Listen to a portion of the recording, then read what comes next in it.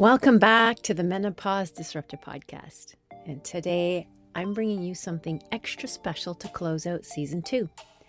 We are circling back to my very first episode from October 2023 with the incredible Shannon Donahoe-Simpson, a woman whose story continues to unfold with courage, vulnerability, and deep transformation. When we first released this episode, Shannon shared her journey as a cancer survivor and lifelong people pleaser who spent years putting everyone else first. It wasn't until she began connecting the dots between her childhood, her trauma, and her health that she realized how much she had been carrying and how much it was costing her. That awakening set her on a path to healing, even when it meant letting go of people she loved most. Since then, Shannon's transformation has only deepened. The projects she was working on at the time have shifted into even greater opportunities. Proof that when we're brave enough to share our stories, life meets us with doors wide open. Her soul journey has led to profound personal changes, including the end of her marriage. And yet, through the loss, Shannon has discovered even more joy and freedom in her calling, helping and healing others. Today, Shannon stands as a heart-centered facilitator, a TEDx speaker, a storyteller, and a self-described joy bringer. She creates spaces for connection and courage where people can move from their heads into their hearts. And through her long-running series Toolbox Tuesday, women's circles, retreats, and empowerment gatherings, she continues to inspire people to keep their hearts wide open, even in the face of challenge. I chose to re-release this episode, episode 88, a number that holds deep significance. 8 is the master mother number, and 2 8s side by side are twin infinity symbols. And the infinity symbol represents eternity, continuity, and boundless possibilities. It's a closed loop with no beginning or end, reminding us of cycles. Life, death, marriage, divorce, rebirth, endings, and beginnings. And spiritually, it reflects oneness and interconnectedness. Everything is part of the same flow. Interestingly, with twin infinity symbols, 2 infinity symbols side by side, together they symbolize balance and harmony and duality, the inner and the outer, the feminine, the masculine, the physical, the spiritual, the human, the divine. And it carries a sense of mirroring your inner world reflected in your outer world. 88 is often seen as a gateway number or a portal, stepping into higher consciousness, deeper transformation, and infinite potential. You'll see why this episode is so apropos for episode 88. And in 2025, a year of transformation, a 9-year, we've just passed through the 999 portal, a portal of endings and new beginnings. And Shannon embodies this energy. She reminds us that as projects fall away and as relationships fall apart, and as the flames continue to test our resilience, what emerges is often something more powerful, more aligned, and more true to our soul. So let's return to where this podcast began, with a story of courage, healing, and joy. Here is an abridged version of the original conversation with Shannon. Shannon, Really? it is such a delight. I'll tell you something. When I was going through the amazing people that have crossed my path through different avenues, whether it's in the online, the virtual space, meeting people in different Facebook groups, or digital courses online, I just kept thinking about some interesting people. And I've been spending a lot more time than I would have expected ever on Facebook. It's something I didn't like to do, talk about self-esteem issues, right? And then I saw a post of yours and I felt inclined, like there was this pull on my heart.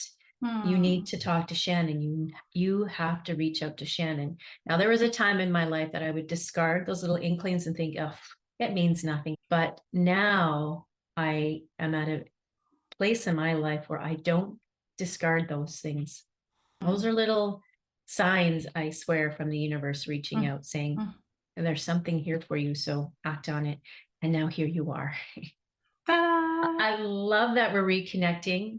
For our listeners, Shannon and I live in the same region of the Comox Valley, and our paths crossed with the school district It was the salad bar lunch program and all the things that you have done, the amazing work that you've done educating children on smart food choices and nutrition, and how engaged and excited they get because I was there one day taking pictures and watching this all unfold, and the excitement on their faces when you would lead that group.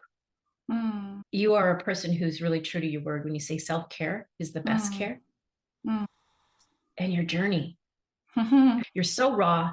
You're so real. This is exactly what I want the listeners that I want to connect with to hear, is that there's so much vulnerability in putting yourself out there. And yet the courage that we get to stand in our truth and to speak our truth, Shannon, you are doing it in spades. So I listened to your last Toolbox Tuesday, and the last one was quite profound and it was really heartfelt. I'm sure most of them are, but this one, when you talked about you just have this deep need to connect, we all can relate to that. One of the victims of menopause transition is self-esteem can go. Even if strong women who had it before no longer see themselves in that role as being strong because they're faced with this person who's different. But when I heard you say that it was so important for you to create deep, intimate connections and conversations, what struck me was like thread. Thread is just thread, but we need the thread to sew together the holes in our fabric. We need the thread to piece together all the little boxes to unveil the tapestry of a masterpiece project. We see ourselves as just something, just nothing really significant, but it's so necessary to stitch us all together. And I see your role as that vital thread. Women can benefit so much for what you have to say and to offer. Yeah. Tell us. Yeah. My journey has been ongoing for a while now. What I've learned is that I just want to speak my truth. I think many of us want to speak our truth, and many of us are afraid to speak our truth, afraid to ask for what we need. And yet it's exactly what we need to do. And I think it's incredibly important for me, coming through a lot of trauma in my childhood and that leading to an experience, a diagnosis of cancer, which I truly believe was connected to me not speaking my truth. I didn't know growing up that to speak my truth, it was more like you're to be seen and not heard, and do as you're told, and I'm sure just a different way. Again, we do better when we know better, and here we are speaking that out loud, so we can know better, so we can do better. And so I now having twins that are 15 years old, and it is my hope for them to not have to go through what I went through. And so my hope is to speak my truth and continue to speak my truth so that they and the people around me that I spend time with can also have the courage to do that. It's been a journey moving through cancer and healing myself using different modalities, whether it was natural medicine or food, like you said. But, this is the journey, and I can't be well just by what I eat. Being well is about who you surround yourself with. It's about being able to say the things that are on your heart out loud. It's being able to have these beautiful, deep conversations with people around us, whether it's with friends or with our husband or our partners. Because if that trauma or that story or that hurt gets stuck inside, then it can be manifest into something physical, which I know in my heart that was part of my cancer journey. My Toolbox Tuesday was I just remember going online and just saying, does anybody want to listen to me and what I got to say? And a few people chimed in and were like, sure, we'll listen. And I remember this week will be number 67 of Toolbox Tuesday, 67 weeks straight. Good for you. Good 67 times that I show up, and I swear every time I show up, I still am just as nervous as the very first time that I did it. But it's so important to me to speak my truth. And I never know what I'm going to say. It's always the morning of. I just come into my office, and last week was probably one of the toughest ones that I did. And it just felt like it was too big to say out loud. But yet I knew that it needed to be spoken.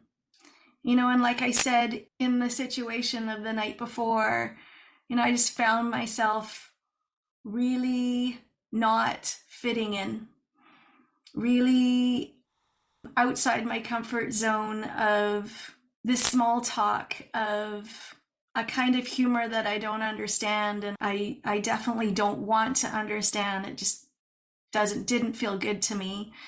And the old me would have just sat there and been part of it and, so to speak, sucked it up. And I just was like, no, I don't feel good about this, and I'm ready to go.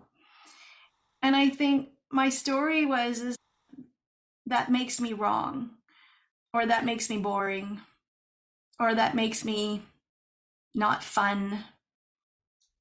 And the thing is, I am fun, and I'm not a boring person, and that doesn't make me wrong to want deep, intimate conversations. Because I think, like you said, these deep, intimate conversations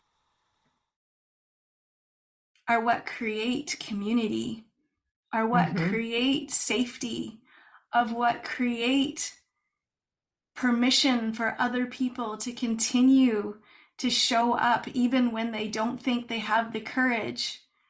I think it is so important because I want to see, like I said, my kids speak their truth. I want to see my kids be them, their authentic selves, not what the crowd needs them to be, not what everybody else needs them to be, not do what everybody else needs them to do. I want them to be who they are. That means making other people uncomfortable, then so be it. Because we are not here on this planet to make everybody like us. We are here on this planet to be ourselves, to love one another, have beautiful conversations, help each other. That's the world I want to create. And it doesn't come without uncomfortable moments. I love that you say that. It doesn't come without uncomfortable moments. It's in the challenge that we have to rise, I truly believe, to our greatest masterpiece. And you certainly are rising from a place where you started as a child. We don't have to get into that relationship piece, but let's turn it around and look at the wonderful relationship you are building for your twins, now 15, a son and a daughter. Are you seeing now that the role that you play, that mentorship role, is spilling off into how they show up in the world and conduct themselves? Yes, 100%. So I've spent my whole life living with anxiety, and I don't pretend that it is all gone. And I would say that projection has been part of my story.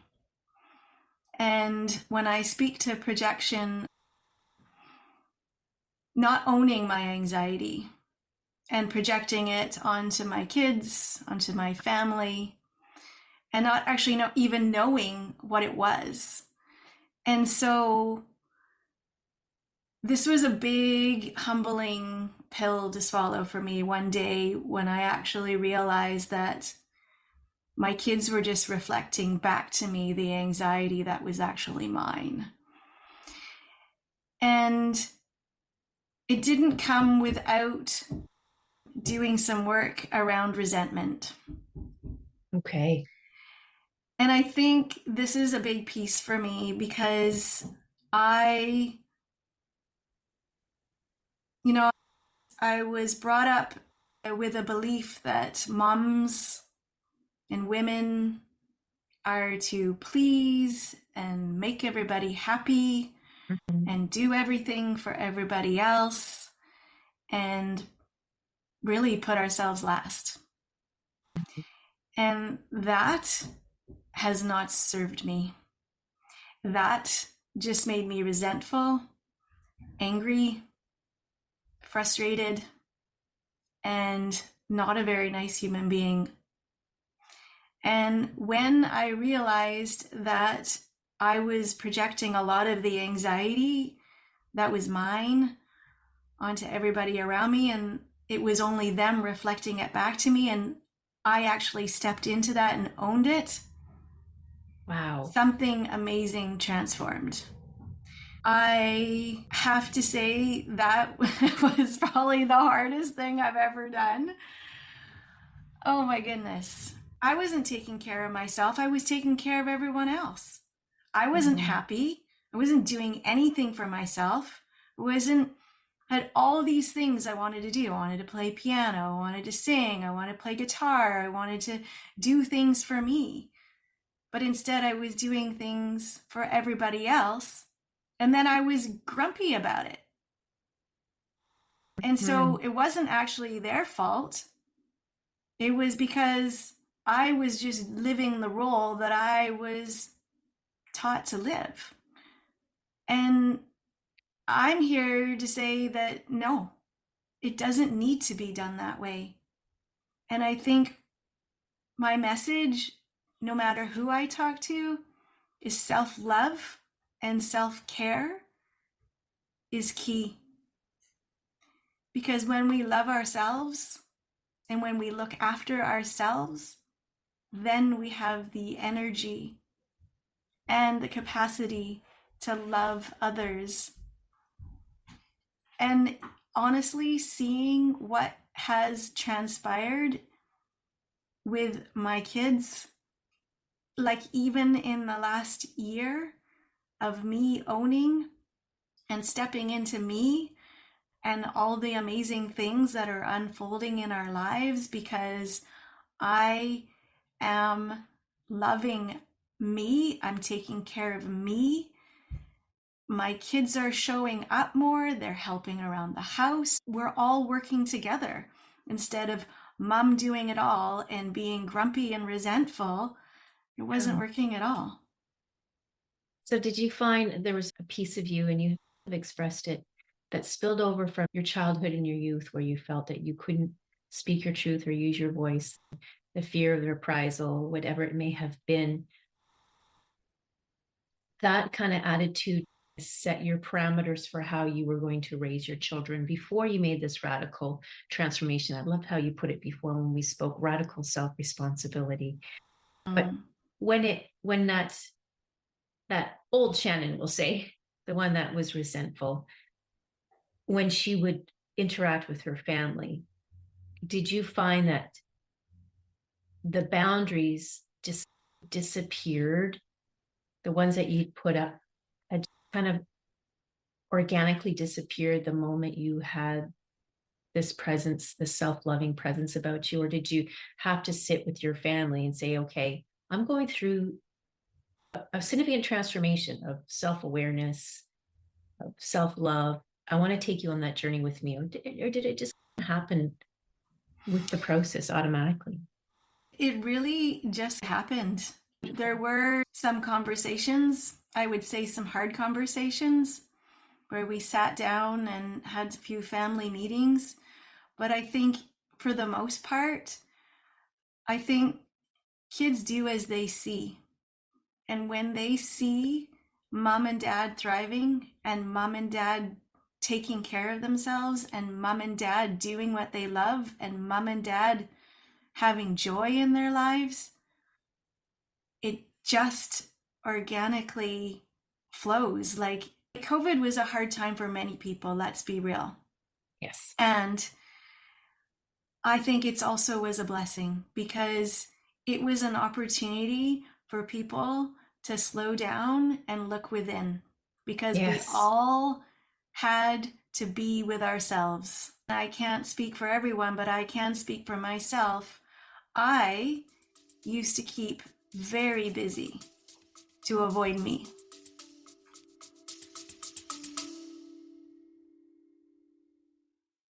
I would say this is a perfect time to break for a word from our sponsors. Guess what?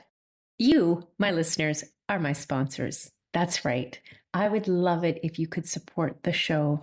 Helping me will help bring these amazing episodes to you each and every week, just packed full of information to help you on your menopause journey. And to support the show, all you have to do is go into the show notes and click just above where you read Meet Your Host.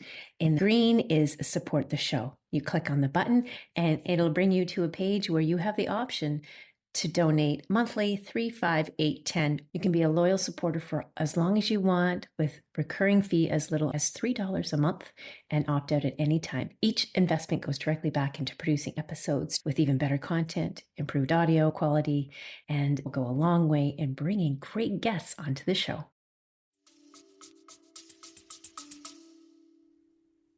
Okay, say that again. I want the listeners to hang on to this. This is powerful. I would keep very busy to avoid me. And it's the truth. I think often we're not in touch with ourselves and our emotions. And when COVID happened and this opportunity to go inward and be quiet with ourselves, I think it was an opportunity to do some reflection about who we are.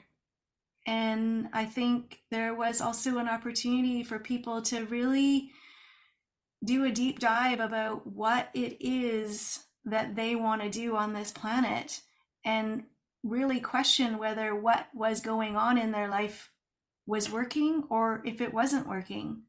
Because I think we're all so busy just doing what we always do.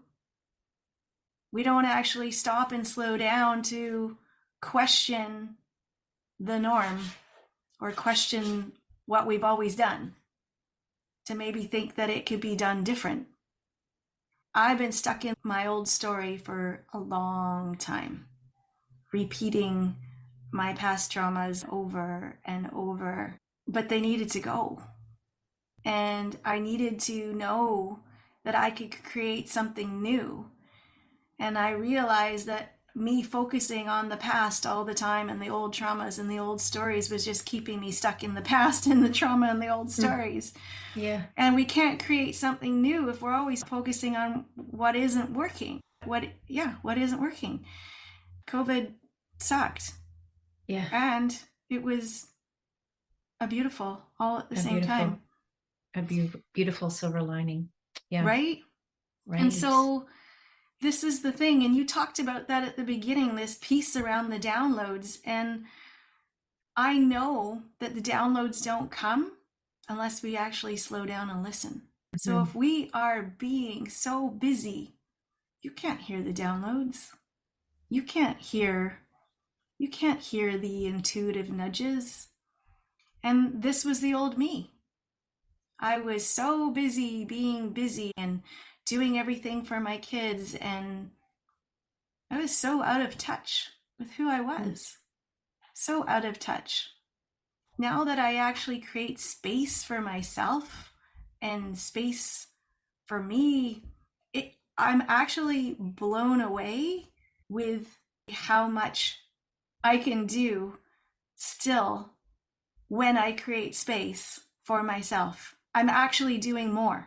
Because the old me, in this anxiety-ridden person that I was, I would literally, the best way to describe me was, if you put me in a room, I would just bounce off the walls and I would spin, trying to make myself look busy to feel valued on this planet. Because that was my worth, what I could do. But what if my worth was just to be.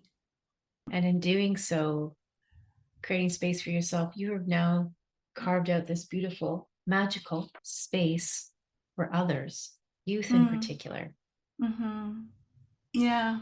Tell us about that masterpiece that you've created out of your journey. Yeah. So about 2021, I took an online program called Masterpiece Tribes with the facilitator Alexander out of Switzerland. And I met this beautiful woman, Amor, in the program, and she's in Botswana.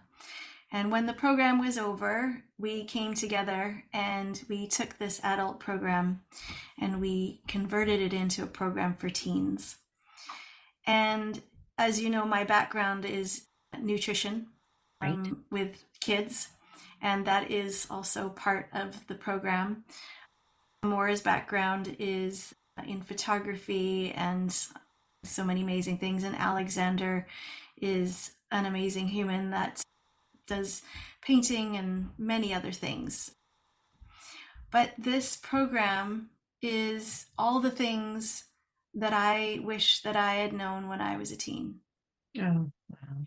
It's all the Yeah. things that, you know, again, you can see here my vision board.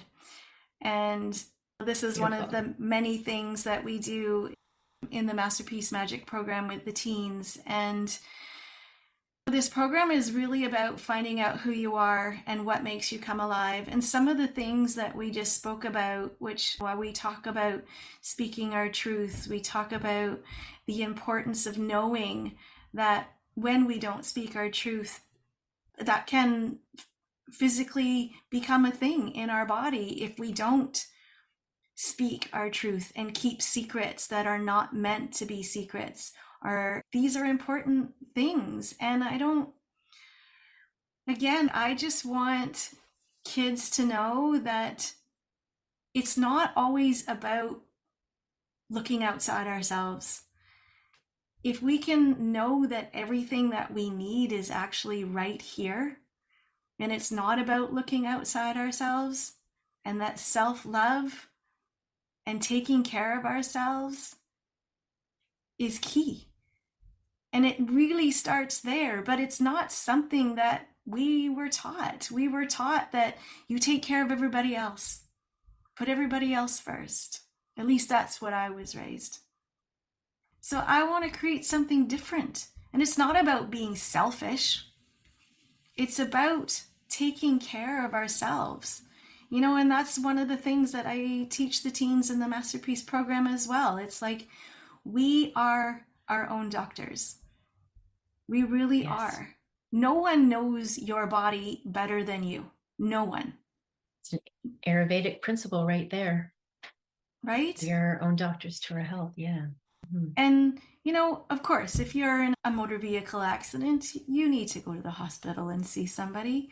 But really, what we put into our body, who we surround ourselves with, the friends, the people.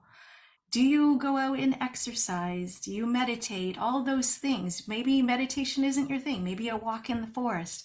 Whatever it is that you do to slow down and connect, reading, whatever it is that you need to do for your self-care, and whatever it is that you need to do that makes you come alive.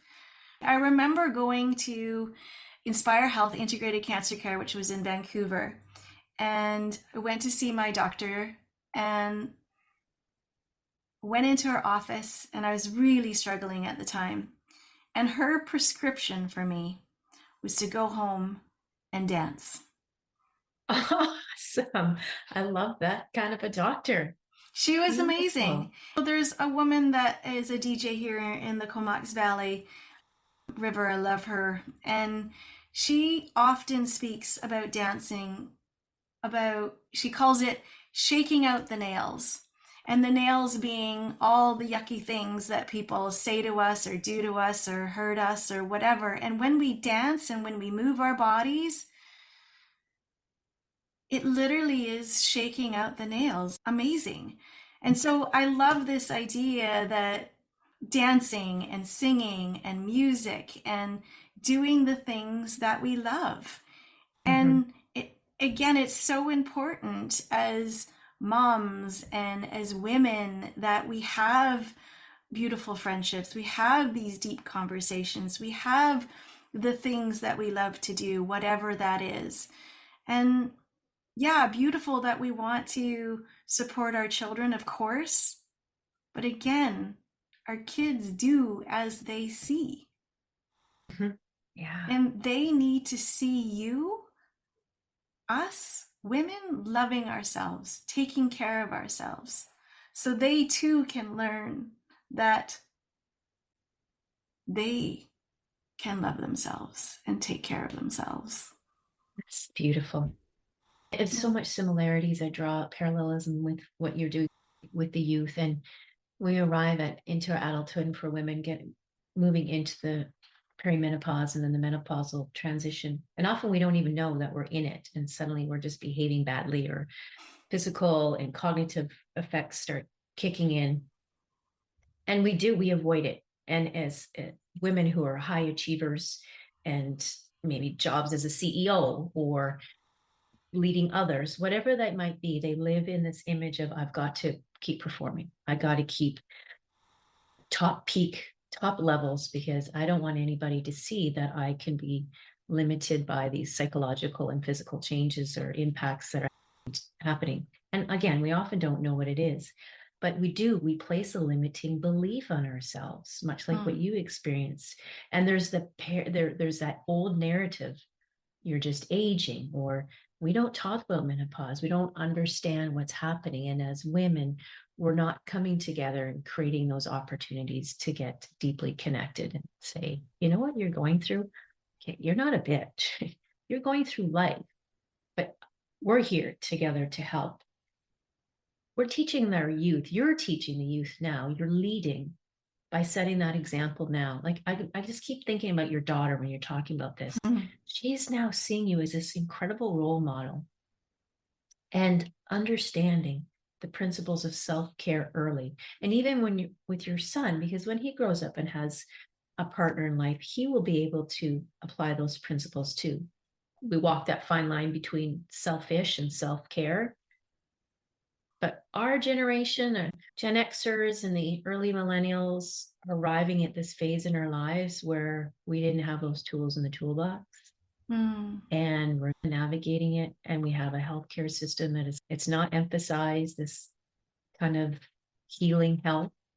There's been a lot of, and right, so very important, there's been a lot of attention drawn to our mental wellness. But I really feel strongly that there's a component of the menopausal wellness. It's going unchecked. Yeah. And the space that we're now creating with this opportunity to create community, we live at a time where we can do it online as well, I really feel it opens up the door for a lot more women to tell their story, their journey, like you did. And I'm really hoping that those who are listening to me, whether it's now or years from now when they hear the podcast, they'll hear that and they'll go, I understand Shannon's story. I was right there with it. Ayurveda calls the menopause phase the time of the great reveal. Whatever has not been healed emotionally, physically, mentally, will come to surface. It will come to bear. And how are we going to deal with it? Ayurveda also recognizes that we are, yes, like you said, our own healer. And I'm going to be saying this over and over again all the time, but I'm leaning into a lot of those old ancient practices that have been brushed aside for this Western philosophy and medicine. But it all is really within. It truly is. I really see this as an opportunity. And we spoke about this earlier, or even women going through that who may have lost themselves along the way and are finding themselves desperate in that moment in the transition and not exactly sure how to navigate through it, is to come back to the self. And as we said, to heal the sister wounds, like you had said too. Yeah, beautiful. Yeah, absolutely. My last kind of thought that I is coming to me is this piece around, and I spoke about it in the last Toolbox Tuesday, is about taking the elevator down. And I think that is part of the pause, because often I can, again, only speak for myself. When I find myself in a place of anger or frustration, if I just pause and take the elevator down, anger and frustration is just the surface emotion. And underneath, what I often find, and I often know, is that underneath the anger and frustration is just a sadness, because I actually have a need that I haven't asked for or I haven't had met.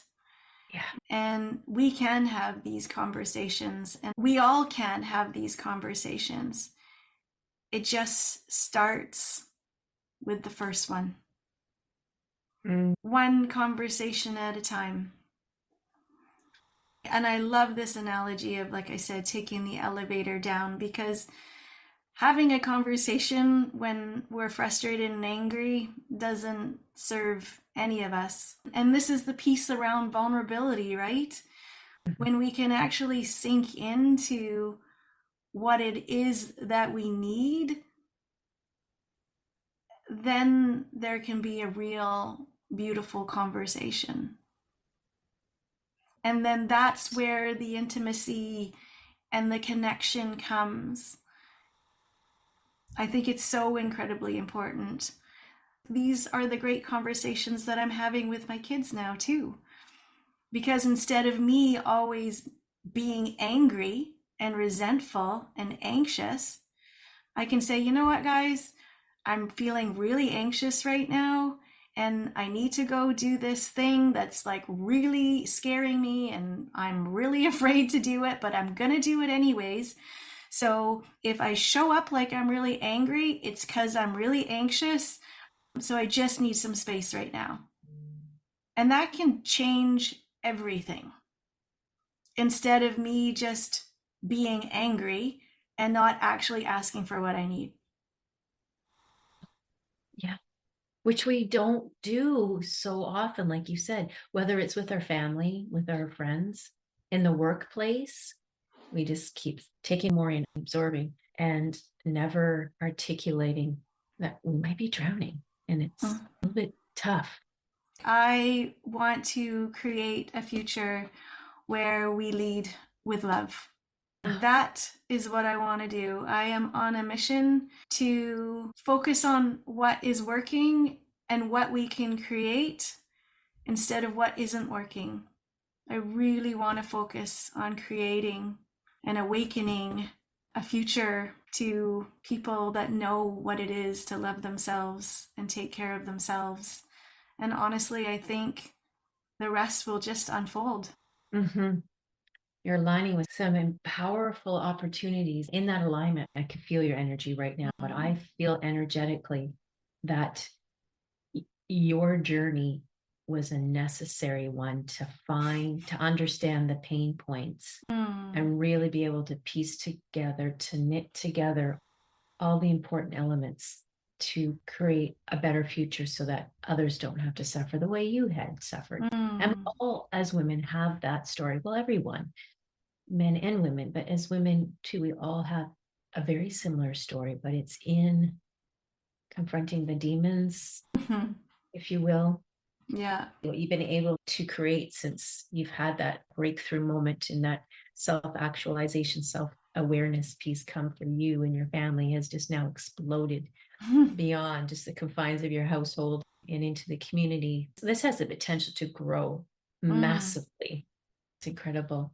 I always like to ask a question of my guests, what literature they're reading at the moment, because there's always something that's in that literature that can be shared with others, but it speaks to something that we need, I think, that we're thirsty for. So what are you reading these days, Shannon? What's your favorite read?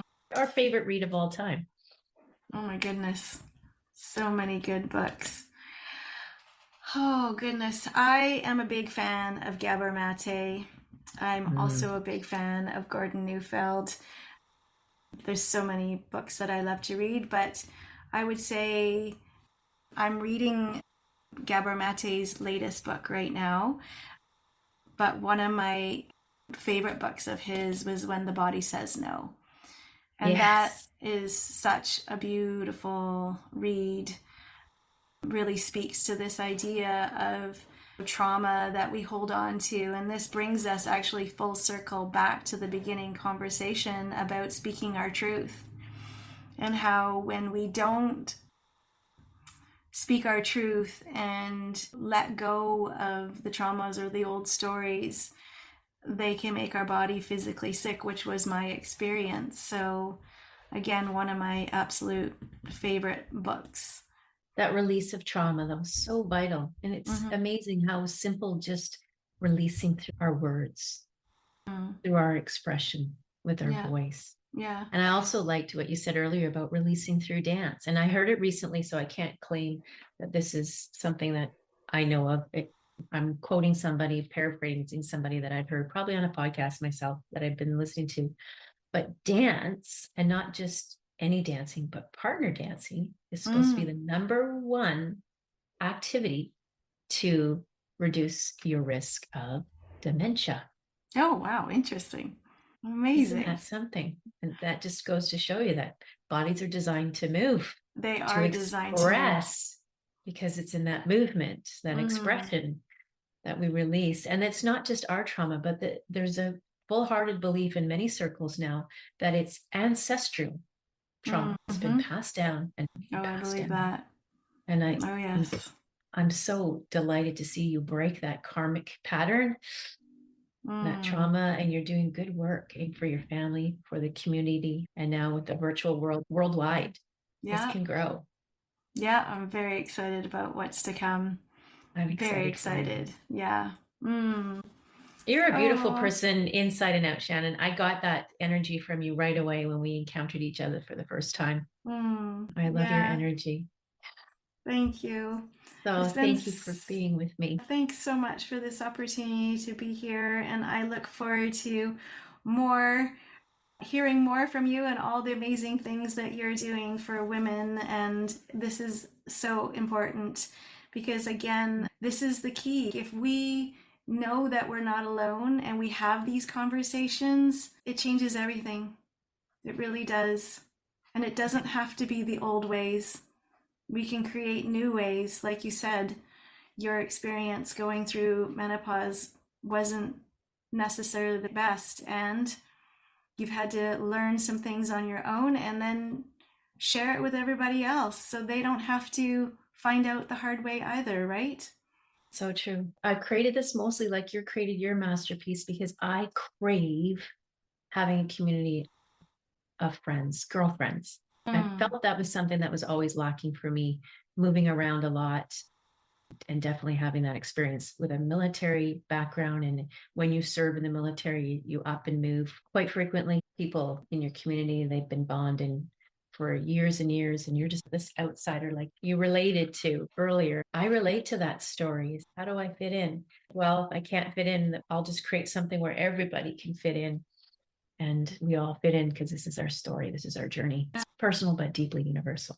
It's amazing. Yay. So awesome. Thank you so much, Mary-Lee. What a powerful way to close out season 2. Shannon's story is such a reminder that healing is not a straight line. It's a spiral. It calls us back to our truth again and again and again, even if it means to walk through fire to find the light on the other side.